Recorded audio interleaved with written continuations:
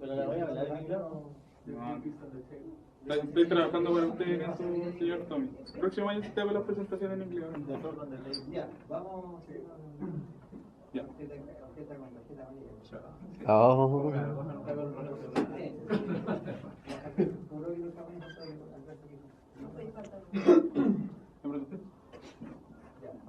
Buenas tardes. El tema, mi tema es túnel en roca débil. ¿Ya? La vez pasada lo que presenté fueron estos 4 puntos que fueron, bueno, la introducción, las deformaciones alrededor de un túnel de avance, el análisis de deformaciones del túnel y la definición del criterio de falla para los túneles. ¿Ya? Eso es lo que yo hablé la vez pasada. En mi próxima presentación voy a hablar sobre la capacidad estimada de soporte, la capacidad de soporte estimada y un ejemplo práctico que sale en el paper. ¿Ya? Lo del día de hoy son esos 2 puntos, que es el análisis del comportamiento del túnel, ¿ya? Y los gráficos adimensionales de las deformaciones de túnel, ¿ya? Entonces vamos a partir por el análisis del comportamiento del túnel, ¿ya? Dice, se asume, ¿cierto?, un túnel circular de radio R sub 0, ¿ya? De radio R sub 0, que está sujeto a tensiones hidrostáticas que sean P sub 0, ¿ya? Estrés, sí. Y a un esfuerzo soportante interior que es PI, ya que está uniformemente repartido. ¿Ya? Dice, la falla en el macizo rocoso alrededor del túnel ocurre cuando las presiones internas prohibidas por el recubrimiento del túnel son menores que la presión crítica de soporte, ¿ya? Que está definida por este parámetro, ¿ya? Donde P sub 0 siempre dijimos que eran los esfuerzos hidrostáticos, el sigma Cn es, lo tengo acá, que es la que tuve en mi presentación anterior, que es la resistencia a la compresión uniaxial, ¿ya? Y el parámetro K, ¿ya?, que es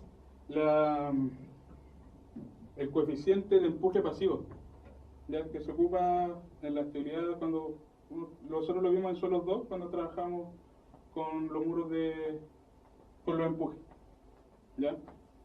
La forma que está definida, bueno, el K, que es 1 más seno del ángulo de fricción, ¿cierto?, partido por 1 menos el seno del ángulo.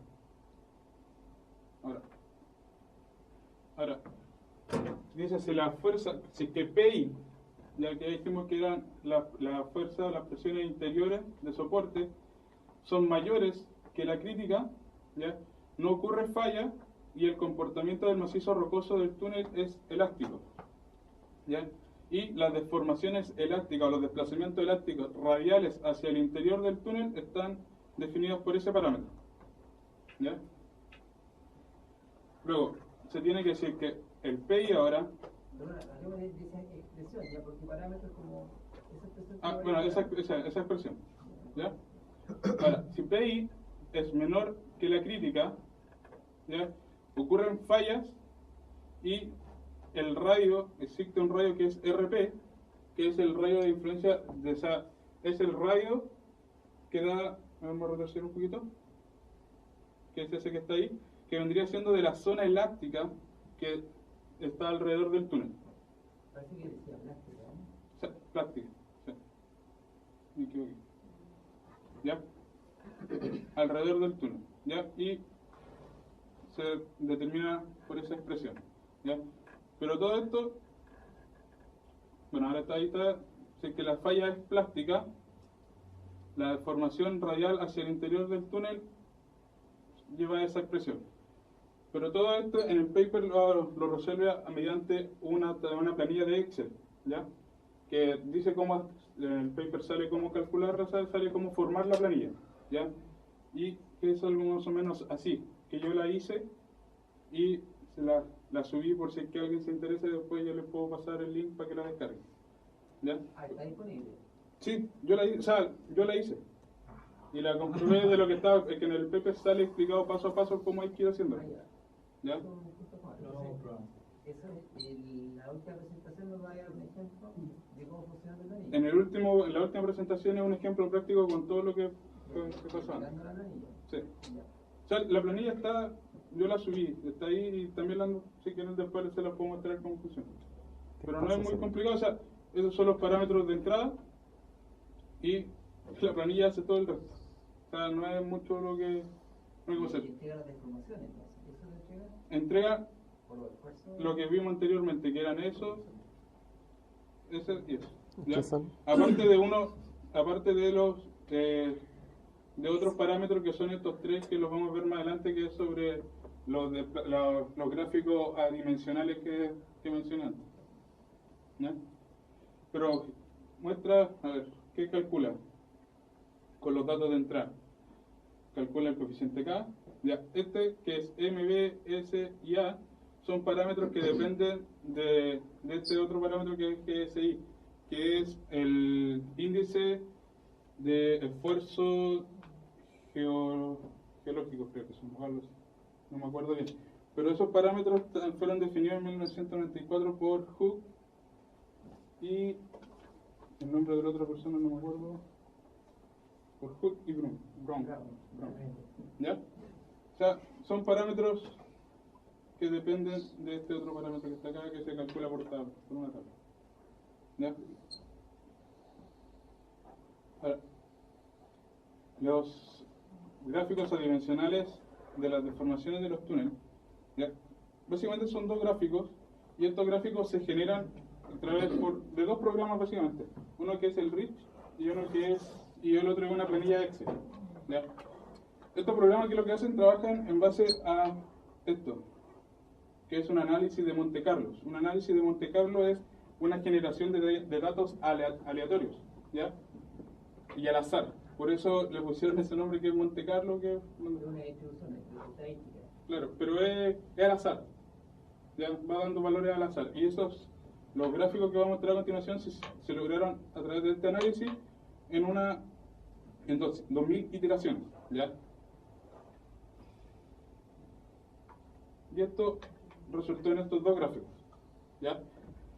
En estos dos gráficos lo que se puede ver es que a pesar de la cantidad de datos que se le ingresó, ¿ya? De las interacciones que se utilizaron, la tendencia ya está acorde y se puede encontrar una aproximación de estas dos tendencias, ¿ya?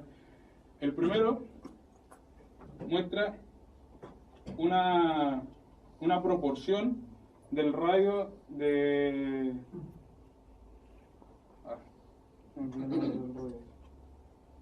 el RP que mostramos anteriormente, que era donde estaba la zona plástica, ¿ya? Y el radio del túnel, ¿ya? Con una proporción de los esfuerzos, ¿ya? Estas dos tendencias que están acá, que se lograron, se consideraron para cuando en el túnel no existen soportes interiores.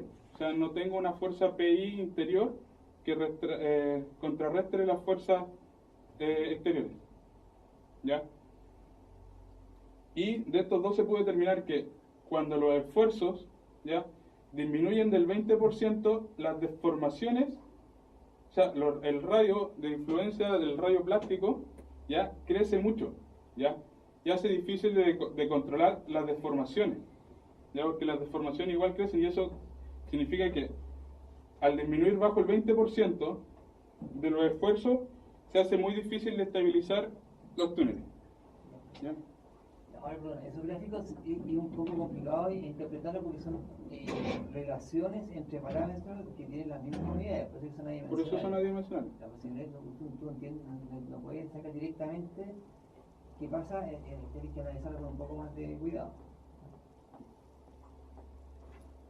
Bueno, y eso es básicamente esos dos gráficos, pero cuando yo considero los esfuerzos internos que ayuden a soportar esto, se consideran estas otras dos expresiones que son las expresiones completas para generar esos dos gráficos, ¿ya? Más adelante, o sea, posterior a esto, cuando en el punto que sigue, que va a ser la presentación final, se explican y se muestran los gráficos completos con todo eso, ¿ya? Para la determinación de la curva completa, ¿ya? Y eso. Ok, gracias. Pero, Manuel, ¿alguna duda? Solamente, por ejemplo, este análisis se hace solamente para túneles circulares, ¿no? En el paper está explicado para túneles circulares. No sabría decirte si que se llevara a hacer lo mismo, pero yo creo que la relación debería cambiar. Sí, seguramente. Bueno, la mayoría de los túneles tiene una forma aproximadamente circular, sobre todo si se conduce en agua. Este tuvo por la presión interna que tenía, se me ocurre que era para la conducción de líquido. Sí. O sea, que ahí lo explica de forma general. En el ejemplo que está más adelante no lo hace así. Y ahí lo resuelve de otra forma. Natalia, ¿alguna consulta? Sí, en realidad no puedo, pero es que